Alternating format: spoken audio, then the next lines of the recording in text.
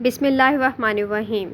اردو تاریخ، ادب، اردو زبان، مصنف، شعراء اور ادبا کے نوٹس ہمارے پاس موجود ہیں جو کہ ماہر اساتذہ کی زیر نگرانی تیار کیے گئے ہیں۔ کسی بھی نوٹس کی ضرورت ہے تو ہم سے رابطہ کیجیے۔ آج کا ہمارا جو ٹاپک ہے وہ ہے کشور ناہید۔ کشور ناہید کی آپ بیتی تھی بری عورت کی کتھا، اس کے حوالے سے آج ہم دیکھیں گے۔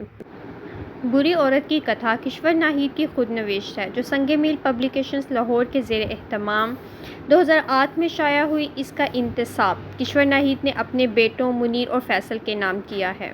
کتاب کا دیباچہ کشور ناہید نے خود لکھا ہے جس کا عنوان اپنے پڑھنے والوں کے نام ہے۔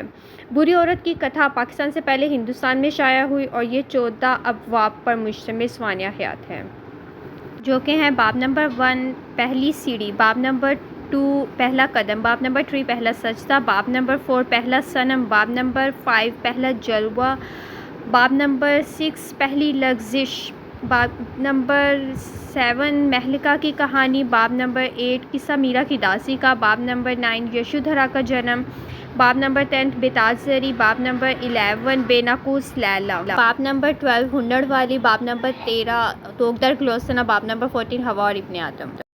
سوانح حیات میں آخر میں جو تصاویر شائع کی گئی تھی ان کے عنوانات درج ذیل تھے۔ 14 سال سے 85ویں سال تک، سفر در سفر، پرتو خورشید، داستان، ہمسفری اور آخر میں تھا گواہی۔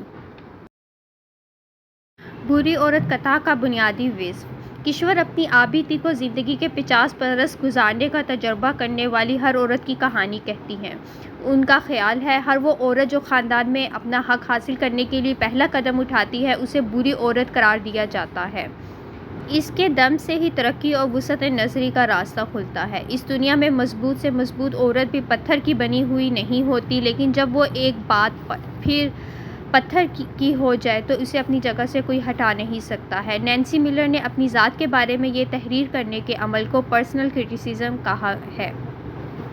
کشور ناہید کی شاعری کا تعارف۔ کشور ناہید کا سارا فن اس بات کی گواہی دیتا ہے کہ انہوں نے انسانی حقوق کی ترجمانی کی اور عورتوں کے حقوق کی بھی بھرپور ترجمانی کی۔ انہوں نے اپنی شاعری کے ذریعے عورتوں کو ان کے حقوق سے آگاہی دی۔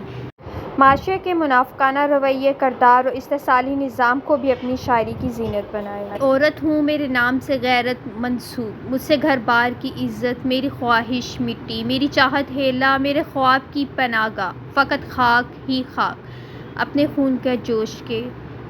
کشور ناہید کو اپنے عورت پن کے شدید احساس کے ساتھ یہ بھی خیال ہے کہ میں تخلیقی شخصیتوں کا خزینہ ہوں اور مجھے ہی کبھی کارکن، کبھی کارکشا اور کبھی کارساز یعنی بیٹی، بہن اور بیوی کی ذمہ داریوں کو گلے لگانا ہے۔ اس لیے ان کی آنکھوں میں ہر ساتھ نئی نئی ریزق کو شہادت نصیب ہوتی ہے۔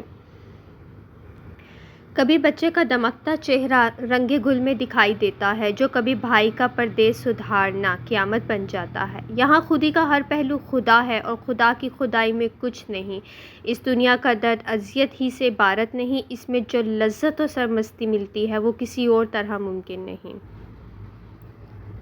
یہاں ہار اور جیت کچھ مطلب نہیں رکھتے ہیں۔ کبھی سپردگی کا یہ مطلب ہوتا ہے کہ سب کچھ لے لیا اور کبھی سب کچھ لے کر بھی یہ مطلب ہوتا ہے کہ زندگی ہار گئی۔ دیکھ کر جس شخص کو ہنسنا بہت، سر کو اس کے سامنے ڈھکنا بہت۔